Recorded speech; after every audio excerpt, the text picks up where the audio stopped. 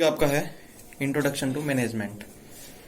पहले बात करें तो मैनेजमेंट क्या होती है। भी कोई आपके पास एग्जांपल ऐसी हो भी मैनेजमेंट करना क्या। मैनेजमेंट तो नाम से ही क्लियर है भी मैनेज करना।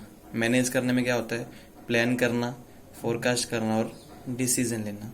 सेम कंपनी लेवल में हम मैनेजमेंट करते हैं तो मैनेजमेंट में यही होता है भी वो चेक करते हैं भी डेवलपमेंट करना है पीपल की, नॉट फॉर थिंग्स। जब भी कहीं पे जाएंगे या किसी चीज़ की प्लानिंग करते हैं हम क्या करते हैं, अपने आप की डेवलपमेंट करते हैं। कंपनी वाले भी ये सोचते हैं कि जो हमारे साथ लोग जुड़े हुए हैं उनकी डेवलपमेंट करनी, उनके लिए प्लानिंग करना, फोरकास्टिंग करना। कभी भी किसी चीज़ की डेवलपमेंट कभी नहीं होती। मान लीजिए कोई कंपनी लगी हुई है, कंपनी में जो लोग लगे हैं उनकी डेवलपमेंट होगी तो कंपनी की डेवलपमेंट ऑटोमेटिक हो जाएगी। कोई वहाँ पे मेज या कुर्सी पड़े उनकी डेवलपमेंट कभी नहीं होती। तो इन्होंने यही लिखा आपके पास में मैनेजमेंट का मेन मकसद होता है डेवलपमेंट करना। अगर आपके पास डेफिनेशन काफ़ी सारी दी हुई है, जो डेफिनेशन हम करेंगे तो वो है हमारे पास इन दी वर्ड्स ऑफ हेनरी फॉयल्स। हर जगह पे क्वेश्चन भी आपको हेनरी फॉयल्स का ही आता है। इसकी मैनेजमेंट में उन्होंने लिखा है manage to forecast to plan organise command to coordinate और कंट्रोल। मैनेजमेंट करने का मतलब होता है कि फोरकास्ट करना और प्लान करना। फोरकास्ट का मतलब होता है फ्यूचर को देखना, उसमें चेक करना है हमारे पास क्या अपॉर्चुनिटीज हैं, उनको सिलेक्ट करके अप्लाई करना और आगे कोऑर्डिनेट भी साथ में रखना। कोऑर्डिनेट का मतलब है कोई भी जब रूल आपके पास बन जाएगा तो उसमें जब कोऑर्डिनेशन लेवल नहीं होगा तो कभी भी कोई काम आगे प्रॉपर तरीके से नहीं चलता।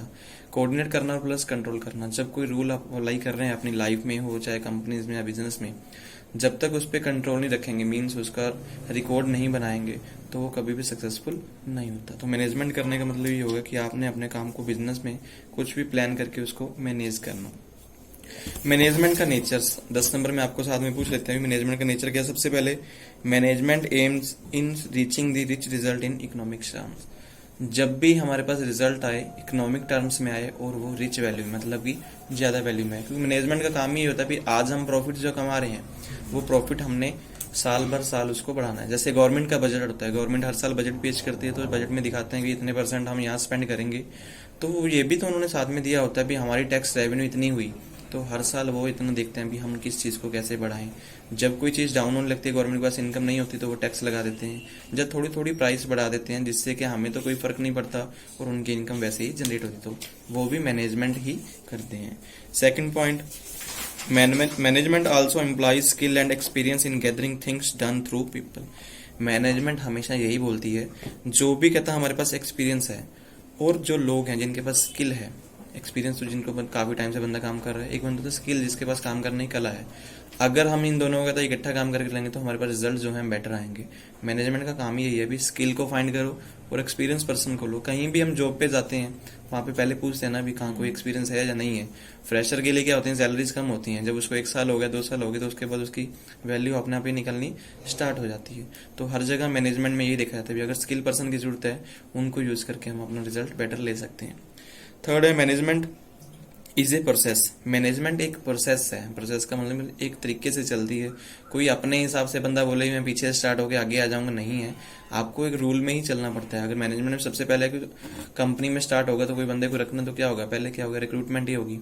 रिक्रूटमेंट में सभी बंदों को तो रखेंगे नहीं, कुछ लोगों को सिलेक्शन करेंगे, फिर उनको ट्रेनिंग देंगे, उसके बाद उनकी स्टाफिंग करेंगे। स्टाफिंग मीन्स जो जॉब पे बंदा जिस जहाँ पे लग सकता है उसको वहाँ पे सेट कर देंगे।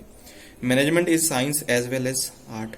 मैनेजमेंट साइंस भी है और आर्ट भी है। दोनों में कैसे डिफाइन करते हैं, साइंस का ये हो गया कि उसके रूल्स जो रेगुलेशन बने हैं उनको हम पढ़ते हैं। आर्ट हो गया कि जो हम खुद करके दिखाते हैं, क्योंकि मैनेजमेंट जिसको आती है पढ़ लिख के तो हर कोई बंदा मैनेजर बन जाएगा।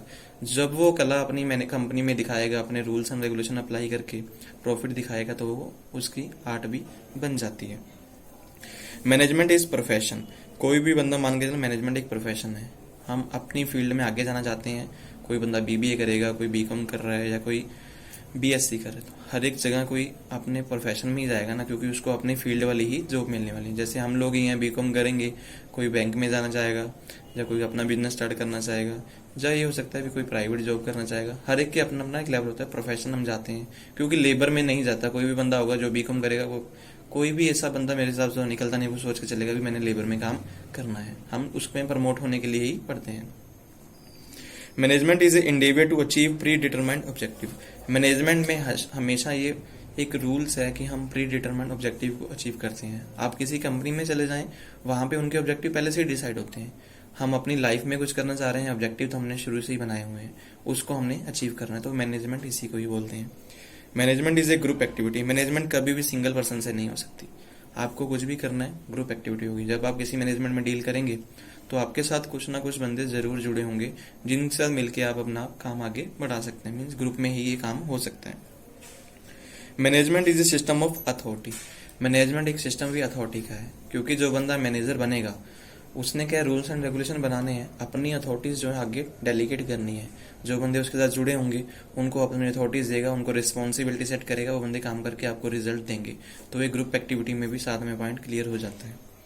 Management involves in decision making. Management involves है डिसीजन मेकिंग में। जब भी कोई ऑब्जेक्टिव अचीव करना है आपको डिसीजन लेने ही होंगे। विदाउट डिसीजन हम कुछ नहीं। कोई बंदा मान लो बिजनेस स्टार्ट करना चाहता है, बिजनेस स्टार्ट करने के लिए सबसे पहले तो जरूरी होगा उसने डिसीजन लेना कि पैसा कहाँ से आएगा। पैसा है तो फिर कौन सा काम करना है, काम करना उस फील्ड में आगे कैसे जाना है। तो ये सारी मैनेजमेंट करना एक डिसीजन ही हो जाता है कि जब तक डिसीजन लेंगे तो मैनेजमेंट हो ही नहीं सकती। Management implies good leadership. Management हमेशा निर्भर करती है कि लीडरशिप जो हो वो गुड हो। अगर कोई बंदा लीड करने वाला बेस्ट है तो बढ़िया तरीके से सारा काम हो सकता है। एग्जाम्पल हम टीचिंग में लें, टीचर बेस्ट होगा तो स्टूडेंट आगे ही अपने आप ही बढ़िया नंबर लेंगे। अगर टीचर ही ऐसे निकले तो स्टूडेंट भी कुछ नहीं करने वाले। यहाँ पर भी सेम सिस्टम है। अगर मैनेजमेंट देखते हैं, किसी भी काम को मैनेज करें, यहाँ पे अगर एनएलसी इंस्टीट्यूट की टाइमिंग लें, स्टूडेंट को मैनेज करना है भी कौन सी क्लास किस टाइम पे लगाना। अगर बेटर टाइम सबको दिया जाएगा तो क्लास सबकी लग जाएगी, अगर टाइम सबको नहीं मिलेगा तो मैनेज नहीं हो सकता। Management is dynamic, is not static. Management change होने वाली बिहेवियर है। कोई एक चीज नहीं है जो आज रूल बन गए वही परमानेंट चलेंगे। Time to time as per people taste, जैसे जैसे लोगों का टेस्ट चेंज होता चला था मैनेजमेंट के रूल भी वैसे वैसे चेंज होते चले जाते हैं। कोई एक जगह पे रहती नहीं है management. Management draw ideas concept from various discipline. Management में जो आइडियाज आएंगे, जहाँ हमें रूल्स मिलेंगे वो अलग अलग डिसिप्लिन से निकल आते हैं। जहाँ जहाँ पे हम काम करने जाएंगे वहाँ के रूल अलग अलग ही आएंगे। आप अपनी लाइफ में देखिए आपके रूल अलग होंगे, किसी और की फैमिली में चले जाइए उनके रूल अलग होंगे, कहीं और चले जा रहे हैं हम, मान लीजिए अपने स्टेट से दूसरी स्टेट में जा रहे हैं, उन लोगों के रूल अलग होंगे। तो हर जगह तो मैनेजमेंट ही हो रही है। सेम बिजनेस में भी ऐसे आती है, किसी कंपनी में काम कर रहे हैं उनके रूल अलग हैं, आप साल बाद छोड़ के दूसरी कंपनी जा रहे हैं उनके रूल अलग होंगे, क्योंकि उनके डिसिप्लिन के अकॉर्डिंग ही रूल बन जाते हैं। Management is goal oriented. Management हमेशा उद्देश्य के साथ ही चलती है, किस उद्देश्य को हमने अचीव करना है। Different level of management. Management सिर्फ एक लेवल पे नहीं होती, टॉप लेवल, मिडिल लेवल और लोअर लेवल। टॉप लेवल में होगा जो कंपनी के high department means high authority वाले मेंबर बैठे हैं, जैसे हम एचओडी बोल सकते हैं, head of department. Middle level जैसे सुपरवाइजर्स हो गए, जो ऑपरेटर्स हो गए, वो आपकी कंपनी में। लोअर लेवल जितने हमारे लेबर्स काम करती हैं उनमें भी मैनेजमेंट होती है, क्योंकि उनको भी पता होता है हमने काम में रूल्स होते हैं 5 बंदे एक काम करेंगे तो 5 बंदों ने कैसे काम करना है वो खुद ही डिसाइड करते हैं। हम जितना मर्जी उनको समझा लें वो नहीं करने वाले, करना उन्होंने अपने हिसाब से, लेकिन रूल के हिसाब से जब काम करते हैं तो काम कंप्लीट हो जाता है। Need of organisation. मैनेजमेंट हर एक कंपनी की नीड है। किसी कंपनी में अगर मैनेजमेंट नहीं है तो कोई कंपनी कभी भी सक्सेसफुल लाइफ में नहीं चल सकती। कोई बंदा बोले मैं सिंगल ही सारे बिजनेस को मैनेज कर लूंगा, कभी नहीं कर पाते। उसको अपने साथ अपना स्टाफ रखना ही पड़ता है। हाँ, सिंपल शॉप खोल लिया तो उसको तो कोई भी बंदा मैनेज कर सकता है, वो भी एक तरह का बिजनेस ही है, उसको बिजनेस नहीं ले। लेकिन कोई कंपनी ऑर्गेनाइजेशन है तो वहां पे मैनेजमेंट होना जरूरी है। Management is intangible. आप इसको छू नहीं सकते, सिर्फ रूल्स एंड रेगुलेशन इनको पढ़ के आप सीख सकते हैं, अपनी कला को बाद में दिखा सकते हैं, मीन्स इसको हम टच नहीं कर सकते। Management need not to be owners. Management का मतलब ये नहीं कि आप ओनर हो, ओनर नहीं है, आप लेबर बन के भी मैनेजमेंट कर सकते हैं। जरूरी नहीं है क्योंकि बंदा जो होगा वो ही मैनेजमेंट में आएगा। कई बार एम्प्लॉइज भी जो है मैनेजर्स बनते हैं। मीन्स जैसे जैसे जिस बंदे की कला निकल के आती है आगे वैसे वो मैनेजर्स बनते चले जाएंगे। दोबारा आपके पास पॉइंट आया, मैनेजमेंट इज साइंस और आर्ट। मैनेजमेंट हमारे पास साइंस भी है और आर्ट भी है। साइंस के बारे में इन्होंने ये लिखा है कि हमारे पास नॉलेज होती है कि हमने एक स्टडी की है, स्टडी से हमने कैसे आइडिया जनरेट करने हैं, क्योंकि वही होते हैं मैनेजमेंट करने का मतलब काम को मैनेज करना। वो रूल्स एंड रेगुलेशन सारे आप कहाँ से पढ़ेंगे, अपनी बुक से ही पढ़ के चलते हैं या फिर अपनी नॉर्मल लाइफ से आप सीख के चलते हैं। वो एक साइंस ही है ना। कभी जैसे कोई छोटा बच्चा आता है उसको कौन सा पता होता है कैसे बोलना है, या हमारी लैंग्वेज के अलग अलग स्टेट में अलग अलग तरह से बोलते हैं, सबकी लैंग्वेज अलग अलग है। जब कोई बच्चा जहाँ पे पैदा होता है वहाँ का ही सीख जाता है, तो वो एक तरह की मैनेजमेंट होती है ना, वो सीखता है। हम भी स्टडी करके वो चीजें सीखेंगे, जब इसको कंपनीज में अप्लाई करेंगे तो वो हमारी क्या निकल के आ जाएगी, वो आर्ट हो जाएगी। उसी का ही हमें बेनिफिट मीन जो हमें सैलरीज या वेजेस जो भी कुछ मिलते हैं वो हमारी कला के लिए ही मिलते हैं। फिर आपके पास बोल स्कोप ऑफ मैनेजमेंट, मैनेजमेंट का स्कोप क्या है, मैनेजमेंट कहाँ कहाँ पे यूज हो। सबसे पहले लिखा है इकोनॉमिक रिसोर्स, मैनेजमेंट को इकोनॉमिक रिसोर्स में हमेशा यूज करते हैं। कोई भी बिजनेस स्टार्ट होगा उसको पैसे चाहिए, हमेशा इकोनॉमिक्स में बात करते तो अपने पैसे को मैनेज करना है, मैनेजमेंट इसमें डील करती है। पैसा कहाँ से अरेंज करना है, कहाँ पे इन्वेस्टमेंट करना है, कहाँ से विड्रॉल करना है, ये चीज़ अपनी नॉर्मल लाइफ में हम भी मैनेज करते हैं। मान लो मेरी सैलरी 10,000 है तो मुझे 10,000 को स्पेंड कैसे करना है, मैं पहले से ही एक महीने का टारगेट बना लूंगा। सैलरी कम है तो मैं उसी हिसाब से चलूंगा, क्योंकि हमारे खर्चे हमारी सैलरी के ऊपर ही डिपेंड हो जाते हैं। दूसरा है सिस्टम ऑफ अथॉरिटी, मैनेजमेंट जो है सिस्टम ऑफ अथॉरिटी है। हम ये देखते हैं कि किस बंदे को कौन कौन सी अथॉरिटीज मिली हुई हैं। हर एक डिपार्टमेंट में देखिए, किसी भी गवर्नमेंट डिपार्टमेंट में चले जाओ चाहे प्राइवेट में चले जाओ, हर एक बंदे के पास अपनी अथॉरिटी है। हर एक बंदा सिर्फ वहीं तक ही काम करता है, उससे आगे वाला काम उस बंदे को बोलो वो करता नहीं है, क्योंकि उसके पास उससे ज्यादा अथॉरिटीज नहीं होती। क्लास और एलाइट, मैनेजमेंट में एक डिफरेंट क्लास है, इसकी हर एक क्लास की अलग अलग वैल्यू है।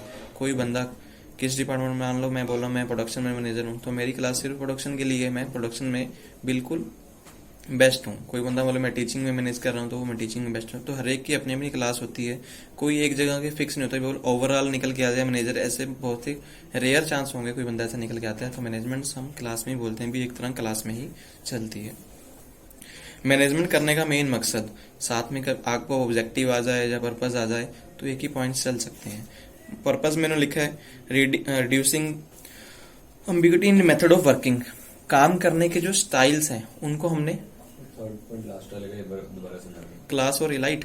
मैनेजमेंट एक क्लास है, मैंने बोला भी हर एक बंदा अपने काम में निपुण होगा। जैसे कोई प्रोडक्शन मैनेजर्स है, कोई आपका एचआर डिपार्टमेंट में मैनेजर्स आया है, या कोई मैकेनिकल डिपार्टमेंट में मैनेजर्स आए हैं, तो वो हर एक काम को मैनेज कर रहे हैं अपनी एज पर क्वालिटी के। बंदा क्लास में आता है, जो मेरे पास क्वालिटी होगी, मैं फाइनेंस में हूँ तो मैं फाइनेंस मैनेजर बनूंगा, तो हम अपनी क्वालिटी में आएंगे। ओवरऑल काम में मैनेजमेंट हम बोल रहे हैं भी हर जगह मैं कर लूंगा, वो पॉसिबिलिटी नहीं है। ओवरऑल जो देखते हैं वो तो कंपनी के डायरेक्टर्स वगैरह होते हैं, उनको सभी काम की नॉलेज हो, ये श्योरिटी नहीं है। काम को देख देख के वो सीख जाते हैं, अभी उनको पता होता है थोड़ा थोड़ा काम कैसे है, लेकिन जो डीपली पॉइंट होते हैं वो जो जिस क्लास में बंदा पढ़ा होता है, जिस क्लास के लिए उसको नॉलेज है, वो उसी चीज का ही मैनेजर्स बनता है। आप कंपनी में मान लो अकाउंटेंट लगे हो, जो आपका हेड ऑफ डिपार्टमेंट होगा वो अकाउंटेंट, आपको उसको ये तो पता होगा भी एंट्रीज ऐसे पास होती हैं। जहां पे कोई ऐसी बात भी आती है तो सिर्फ आपसे ही सलाह क्यों करता है, क्योंकि उसको उसकी चीज के बारे में नॉलेज नहीं होती। मान लो उसको पता लगता है भी हमने ये पैसा इधर को ऐसे घुमा के हमारे बिजनेस में पैसा कम हो रहा है, हमसे पूछेगा भी कहाँ से लेके आए पैसा, तो हमें जितनी नॉलेज होगी हम बोलेंगे ना पैसे की एंट्री आप इधर से घुमाओ, क्योंकि उसको नहीं पता होता। तो जो जिस बंदे भी क्लास में मीन्स निपुण है तो उसी क्लास में वो मैनेजमेंट में माना जाता है। तो इसकी एक फिक्स क्लास होती है, मैनेजमेंट भी अलग अलग लेवल में मैनेजमेंट होगी। पर्पज में सबसे पहले काम है कि जो हमारे पास वर्कर का जो लेबर वर्क का टाइम है, जो ओवरलोड है, उसको रिड्यूस करना, टाइम को कम करके काम को जल्दी से जल्दी कंप्लीट करना। जो हमारे पास लोड रहते हैं भी इतना काम हमें करना है, वो चीजें खत्म करना। कीपिंग कोस्ट डाउन, मैनेजमेंट का ये काम भी हमेशा है भी कोस्ट को हमेशा कम करें, क्योंकि जिन कंपनियों में कोस्ट ज्यादा होती है वहां पे प्रॉफिट कम होते हैं, जहां पे कोस्ट कम होगी वहां पे प्रॉफिट ऑलवेज ज्यादा होंगे। दूसरा है motivating others to do the same, दूसरे लोगों को भी मोटिवेट करना। बिजनेस में देख लो, कॉलेज वगैरह या स्कूल कहीं पर भी देख लो, अपनी लाइफ में देख लो, हमेशा मोटिवेशन लेवल जरूर होता है। हम हमारी लाइफ में नॉर्मल बात करते हैं, हमारे घर के एग्जाम्पल क्या देते हैं, उनका बच्चा देखो कैसे कर रहा है, हमें गालियां इसी हिसाब से पड़ती हैं। किसी बिजनेस में काम करना है, कोई एम्प्लॉय बेस्ट कर रहा होगा, उसको रिवॉर्ड मिला होगा, तो उसकी एग्जांपल सबको दी जाती है। तो ये मैनेजमेंट का मतलब ही मोटिवेशन करना होता है। तो मोटिवेशन हमेशा होती है मैनेजमेंट में। जब मोटिवेशन नहीं होगी तो मैनेजमेंट का कोई फायदा नहीं है, ठीक है। उसके बाद है टेकिंग कैलकुलेटिव रिस्क। मैनेजमेंट का मेन मकसद हमेशा ये होता है, जो रिस्क वो लेते हैं हमेशा पहले ही कैलकुलेट किए होते हैं। डिसीजन लेने हैं तो डिसीजन को पहले फोरकास्ट किया जाता है। कोई बंदा कहीं पे पैसा इन्वेस्टमेंट करना चाहता है, उसको पहले से ही पता होता है भी मैं अगर लॉस में जाऊंगा तो इस जगह पे जाके लॉस जा सकता हूँ, लेकिन लॉस को कभी देखते नहीं है कोई बंदा, हमेशा प्रॉफिट को देखता है। कोई बंदा बिजनेस स्टार्ट करता है प्रॉफिट सोच के ही करता है, जब तक प्रॉफिट सोचेंगे नहीं तो लॉस का तो कोई मतलब ही नहीं है। लॉस तब आता है जो हमने सोचा हुआ था उसको हम अप्लाई ही नहीं कर पाते, तो लॉस को ऑलवेज इग्नोर करते हैं। तो कैलकुलेटिव रिस्क को हमेशा ही उठाया जाता है। मैनेजिंग प्रोस्पेक्टिव रिस्क, हमेशा जो हमारे पास रिस्क निकल के आते हैं बिजनेस में, कभी भी बिजनेस करेंगे फाइनेंस रिस्क निकल के आता है, या फिर कोई ऐसे रिस्क भी आते हैं जिनके बारे में कभी सोचा नहीं होता। मान लीजिए जैसे लॉकडाउन ही था, लॉकडाउन के बारे में किसी ने नहीं सोचा था, हर एक बंदा अपने बिजनेस को मैनेज इजिली बेस पे कर रहा था। जिन लोगों की अच्छी मैनेजमेंट थी उन लोगों ने अपने बिजनेस को वैसे ही मैनेज करके दोबारा से चलाना स्टार्ट कर दिया। बहुत सारे बिजनेस ऐसे भी हैं जिनमें अभी उठने की क्षमता ही नहीं है। लॉकडाउन लगने से काफी लोगों की जैसे जॉब चली गई, जॉब जाने का बहुत सारे बिजनेस का पैसा ही नहीं था उनके पास। वो सिर्फ पैसे डेली बेस पे जैसे बोलते हैं काम कर रहे थे, पैसा आ रहा था, चल रहा था, आ रहा था, जा रहा था, वैसे ही बिजनेस थे। उनको अभी थोड़ा टाइम लगना है दोबारा रिक्रूटमेंट लेने के लिए, ज़्यादा हायर करने के लिए। तो जो प्रोस्पेक्टिव रिस्क होते हैं उनको मैनेजमेंट खुद ही कर लेती है। Exercise good judgement. मैनेजमेंट का मतलब ये होता है कि हमें गुड जजमेंट की पहले से एक्सरसाइज होती है। किस चीज को हमने फायदे में लेना है, किसको नुकसान है, वो पहले से। कभी रिक्रूटमेंट होती है, जो बंदे इंटरव्यू लेते हैं वो मैनेजर्स वगैरह ही होते हैं, उनकी जजमेंट कैसी होती है। रिक्रूटमेंट में क्वेश्चन तो सबको एक जैसे ही पूछे जाते हैं, रेयर ही कोई क्वेश्चन होता है आपको पहला क्वेश्चन पूछ लिया, उसको तीसरा पूछ लिया, आगे पीछे पूछ लेते हैं। तो ऐसा तो ये नहीं है भी जो क्वेश्चन आपको पूछे आप बाहर आएंगे इससे पूछ ले, भी अंदर मेरे को भी वही पूछ लेंगे, मैं कुछ बता दूंगा। हमको आगे पीछे वो क्वेश्चन आंसर पूछते हैं। तो उसमें वो जजमेंट उनका क्या होता है, बेस्ट होता है कि वो जजमेंट करके इम्प्लॉयज में से निकालते हैं भी इसकी एक्चुअल में इंटेलेक्चुअल स्किल्स क्या है, क्या बंदे की सोच है, उसके हिसाब से जॉब में रिक्रूटमेंट की जाती है। तो ये पर्पस होता है आपका मैनेजमेंट का भी, मीन्स अपने बिजनेस को या अपनी डेली लाइफ को मैनेज करना। फिर आपके पास है कैरेक्टरिस्टिक ऑफ मैनेजमेंट। कैरेक्टरिस्टिक हो गए, ऑब्जेक्टिव हो गए, पर्पस हो गए, एक जैसे ही पॉइंट है। सबको अलग अलग डील करने के बजाय हम सबको एक में भी कर सकते हैं। ठीक है, कोई अलग से ही नहीं है भी आपने हाँ पेपर में आया है अलग अलग करना तो फिर अलग अलग ही लिख देंगे, कुछ पॉइंट इधर लिख दिए, कुछ पॉइंट उधर लिख दिए। सबसे पहले मैनेजमेंट का लिखा है इन्होंने कैरेक्टरिस्टिक में इकोनॉमिक रिसोर्सेज। मैनेजमेंट का मेन काम यही है कि लेबर, लैंड और जो हमारे पास कैपिटल है, ये इकोनॉमिक रिसोर्स होते हैं कंपनी के, इनको प्रॉपर तरीके से यूज करना। कोई भी बिजनेस होगा हमेशा अपनी लेबर को प्रॉपर तरीके से यूज करेगी, उनके पास जो पैसा है उसको, और प्लस उनके पास जो जगह है उसको। कोई भी बिजनेस ऐसे तो हम देखेंगे नहीं यहाँ पे लोकल एरिया में जहाँ पे कोई पूछता ही नहीं है वहाँ पे कभी कोई बिजनेस लगता ही नहीं है। इंडस्ट्री जहाँ पे लग रही होंगी तो सारी इंडस्ट्री एक ही जगह लगती हैं, क्योंकि सबको पता था भी इंडस्ट्री एरिया वही है, वहीं पे लगेंगी। जहाँ पे लोग रह रहे हैं किसी मोहल्ले में तो ऐसी कोई हमने देखा नहीं भी इंडस्ट्री लग जाएगी कोई बड़ी। छोटे छोटे उद्योग तो घर में खुल जाते हैं, लेकिन बड़ी इंडस्ट्रीज ऑलवेज एक ही प्रॉपर लैंड में लगते हैं, वहाँ पे लेबर का प्रॉपर यूज भी किया जाता है। गोल ओरिएंटेड मैनेजमेंट हमेशा एक उद्देश्य के साथ ही चलेगी, अगर उद्देश्य नहीं होंगे तो कभी भी मैनेजमेंट होगी नहीं। Difference process. मैनेजमेंट अलग कामों से बिल्कुल डिफरेंट है। हम बोलें कि नॉर्मल मान के चलें भी हम कुछ भी मैनेज कर लेंगे, ऐसा नहीं है। मैनेजमेंट एक अलग से प्रोसेस है जिसको समझना जरूरी है। जब तक आप इसकी स्टडी नहीं करेंगे तो आप इसको समझ ही नहीं सकते। Integrative force. Management integrative force है। इंटीग्रेटिव मीन्स आपस में लिंक वाली फोर्स है। एक कंपनी में मैनेजमेंट हो रही है तो हर एक डिपार्टमेंट दूसरे डिपार्टमेंट के साथ जुड़ा होता है। बिना किसी मीन्स कोऑर्डिनेशन लेवल के कोई भी मैनेजमेंट नहीं हो सकती। सभी डिपार्टमेंट एक दूसरे डिपार्टमेंट से जुड़े ही होते हैं। Intangible force. मैनेजमेंट को एक इंटेंजिबल फोर्स ही बोलेंगे, इनको हम छू नहीं सकते, सिर्फ फील कर सकते हैं। भी यहाँ किसी कंपनी में बेटर काम चल रहा है तो वहाँ पे हमेशा यही बोला जाएगा कि यहाँ की मैनेजमेंट जो है बेटर है, इन्होंने कंट्रोल ऑफ वर्क जो है प्रॉपर तरीके से करते हैं। Management result through others. Management में जब भी रिजल्ट होंगे वो दूसरों लोगों से निकल के आते हैं। हम तो सिर्फ रूल्स एंड रेगुलेशन बनाते हैं, मीन्स काम करने वाले जो लेबर ही होती है उन्होंने ही हमें प्रोडक्शन करके देना है, नाम सिर्फ कंपनी का निकल के आता है। लेकिन वहाँ पे हमेशा यही बोला जाता है कि इनकी मैनेजमेंट बेस्ट है और लेबर भी बेस्ट है। मैनेजमेंट साइंस भी है और आर्ट भी है। पॉइंट दोबारा फिर हमारे पास आया है।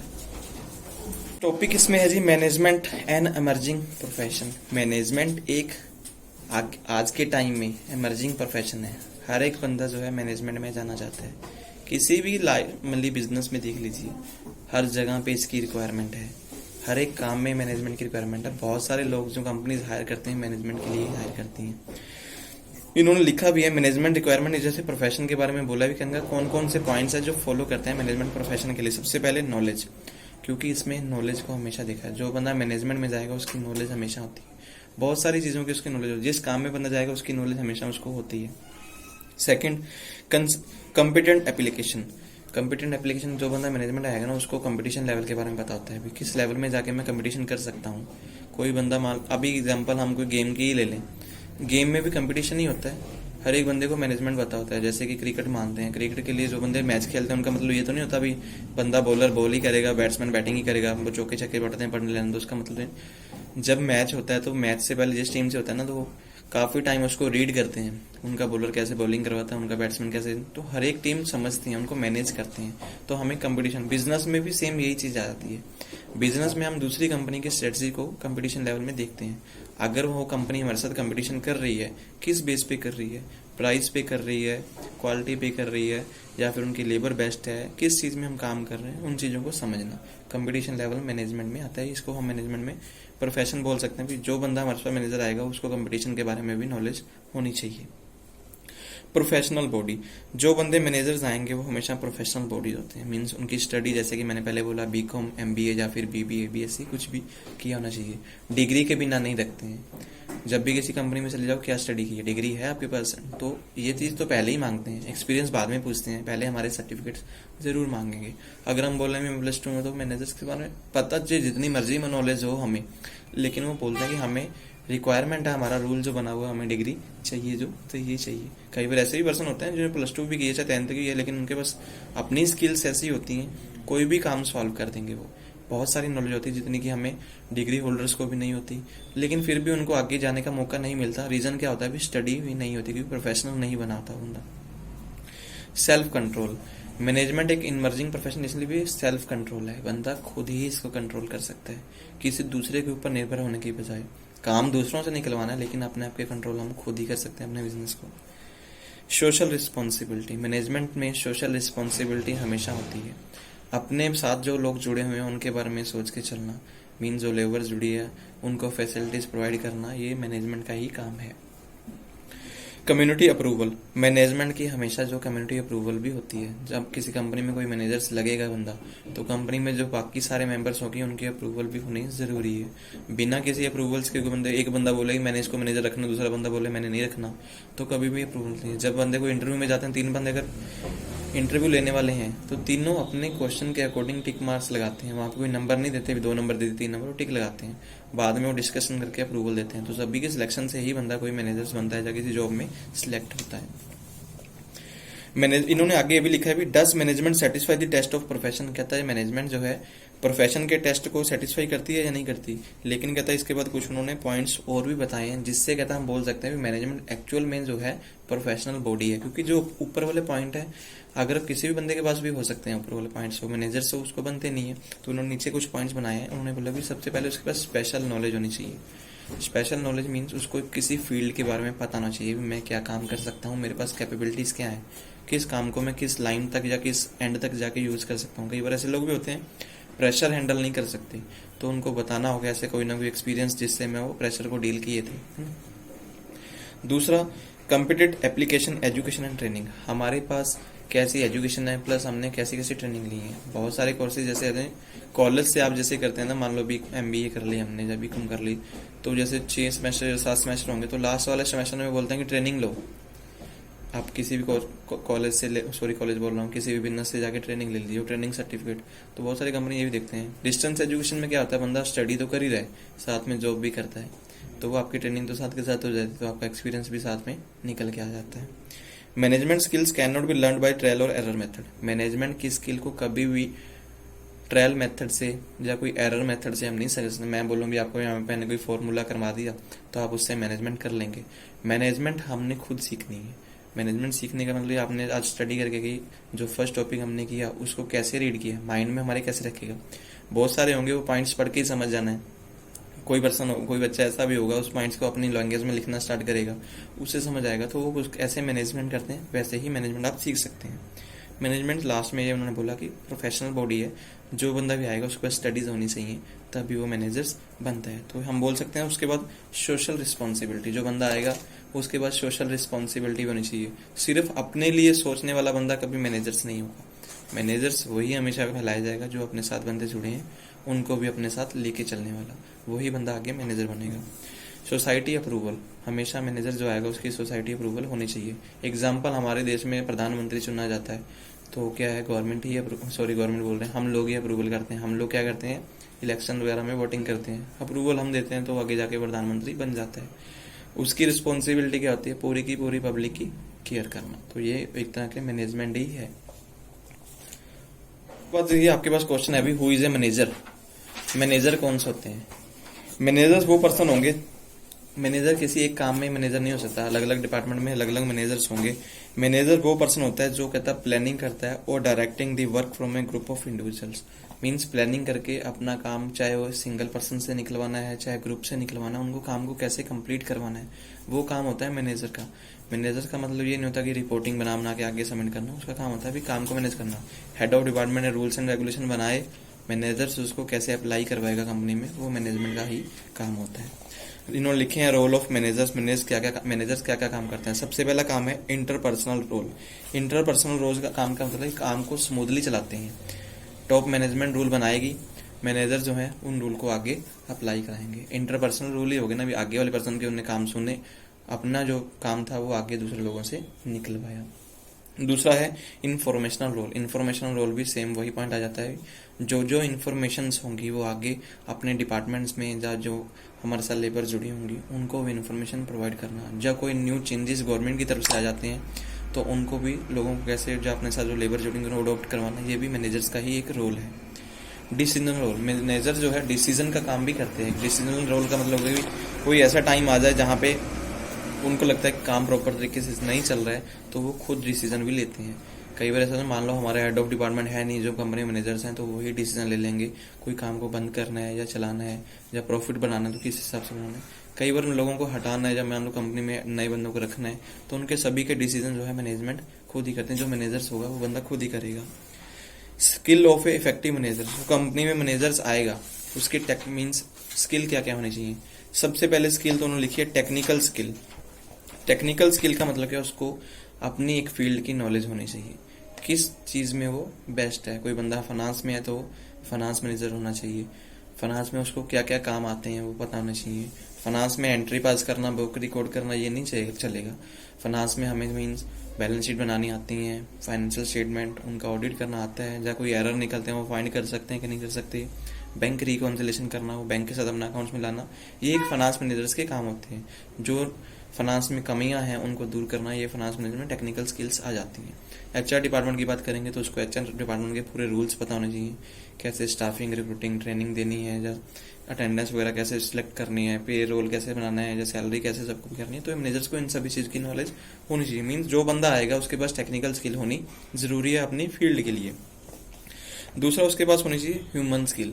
जो बंदा भी मैनेजर बनेगा उसके पास ह्यूमन स्किल होनी चाहिए। मीन्स वो दूसरे बंदे को एबिलिटी होनी चाहिए, उसको पढ़ सके, मीन्स उसकी नॉलेज को समझ सके। हाँ बंदा एक्चुअल में चाहता है। बहुत कंपनी में जब भी कोई बंदा जाता है, हर एक बंदा अपने कोई ना कोई मोटिव लेके जाता है।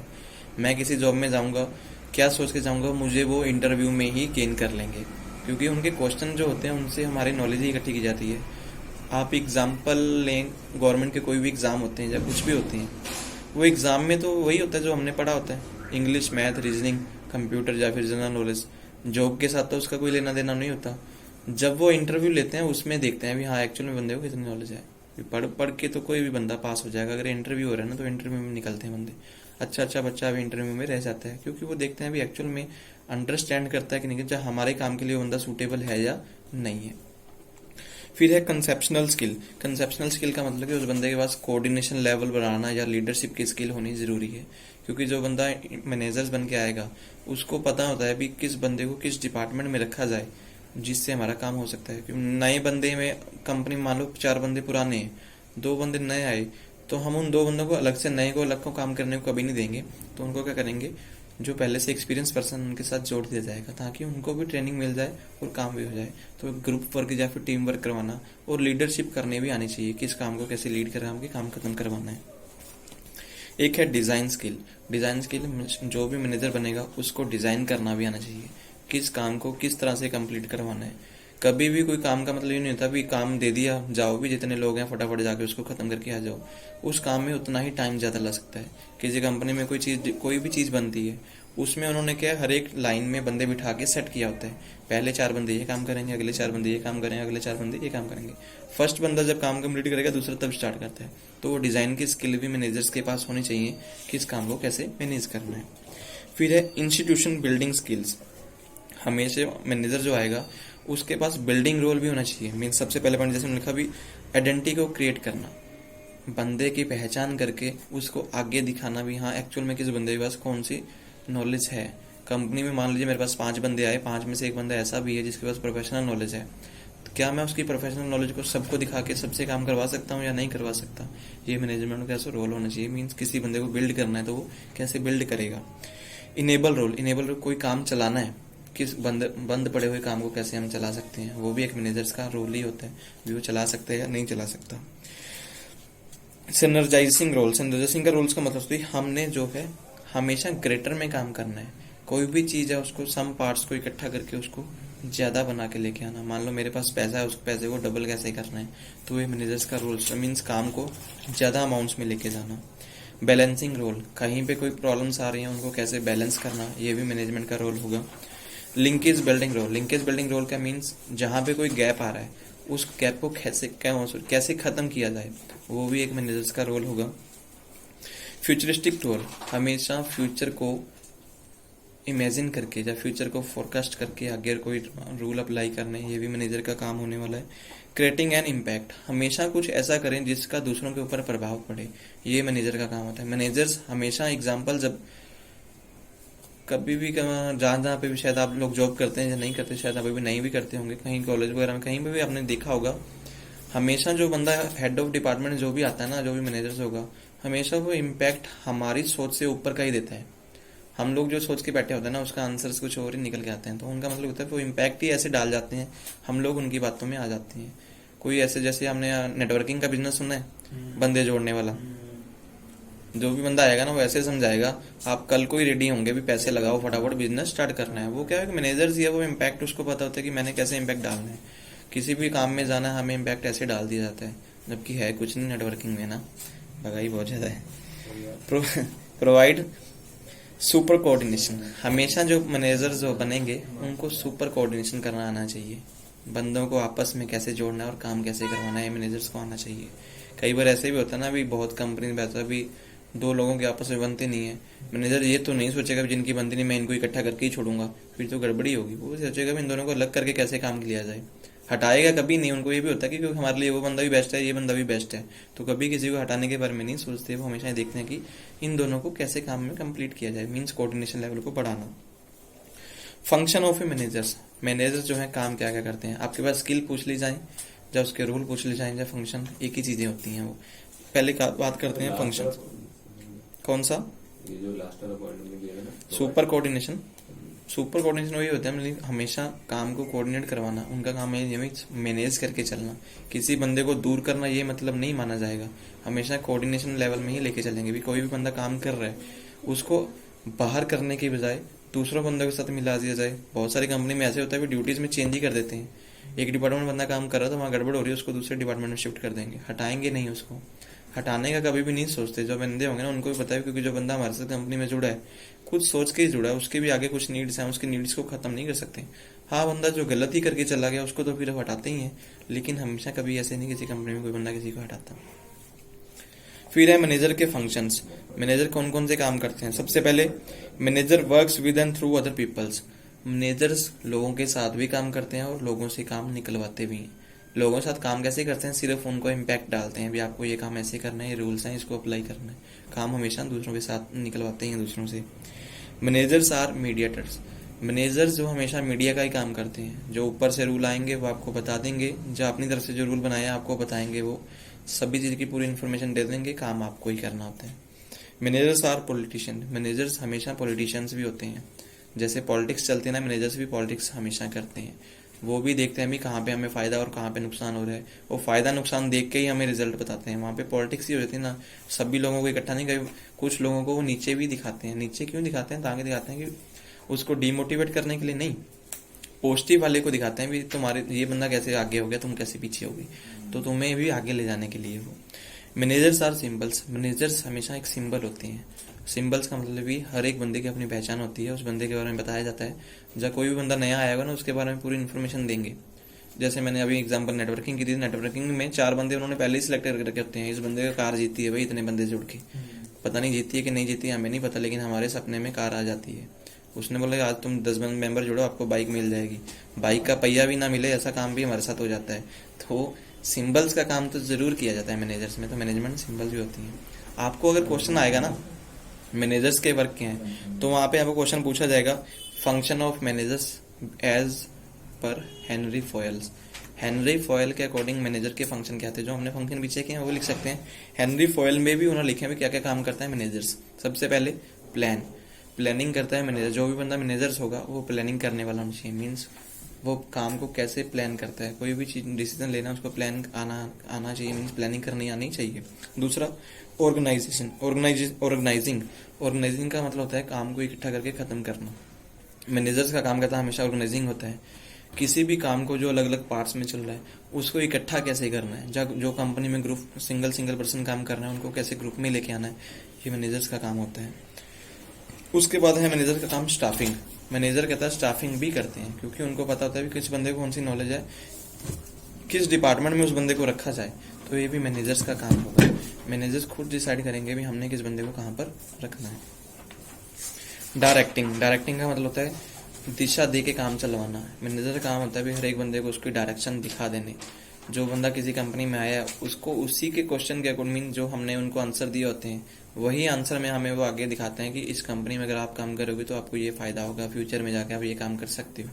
उसी बेस पे ही हर एक एम्प्लॉय को काम में तो एक ही काम में जोड़ा जाता है, लेकिन उनको डायरेक्शन दिखाई जाती है। अगर आप ये करके दिखाओगे तो यहाँ पे आगे जा सकते हो, यहाँ करके दिखाओगे तो यहाँ पे आगे जा सकते हैं। मीन्स वहाँ पे लीडरशिप भी दिखाते हैं, वो मोटिवेट भी करते हैं। कम्युनिकेशन होना बहुत जरूरी है। जब भी कोई मैनेजर्स होगा वो कम्युनिकेट अगर नहीं कर रहा ना तो मैनेजमेंट किसी काम की नहीं होती। हमेशा मैनेजमेंट में कम्युनिकेशन लेवल भी होगा। किसी भी डिपार्टमेंट में कहीं भी सेल वगैरह में किसी में भी देख लो, डेली मीटिंग्स होती हैं किसी कंपनी में। मॉर्निंग सुबह ही कोई काम स्टार्ट होने लगा है पहले फोन पे कॉन्फ्रेंस कॉल कर लेंगे भी। आज का कम्युनिकेशन लेवल पहले ही डिसाइड कर देंगे हमने आज ये काम करना है, तो वो वैसे ही कंप्लीट हो जाता है। सुपरविजन, हमेशा काम को सुपरवाइज भी करना होगा। मीन्स उसका चेकिंग करना भी जरूरी है। अगर वो चेक नहीं करेंगे ना जो काम का हमने बता दिया, अगर चेक हो नहीं रहा तो फिर काम कभी भी कंप्लीट नहीं होगा। तो सुपरवाइजन करना भी जरूरी होगा। फिफ्थ है कंट्रोलिंग। जहां भी काम पे कंट्रोलिंग में गड़बड़ हो रही है उसको कैसे दूर किया जाए। गड़बड़ करने का मतलब नहीं उन बंदों को हटा दिया जाए, नए बंदे रख लेंगे, फिर तो गड़बड़ होनी ही बहुत ज्यादा है। जहां पे कोई प्रॉब्लम्स आ रही हैं उन प्रॉब्लम को समझ के दूर करना, ये कंट्रोलिंग होती है। मीन्स रिपोर्टिंग बना के रखना। ये हेनरी फॉयल के अकॉर्डिंग ये रूल्स हैं 5। हेनरी फॉयल बोलता है भी जो मैनेजर्स होगा ये काम हमेशा करता ही करता है।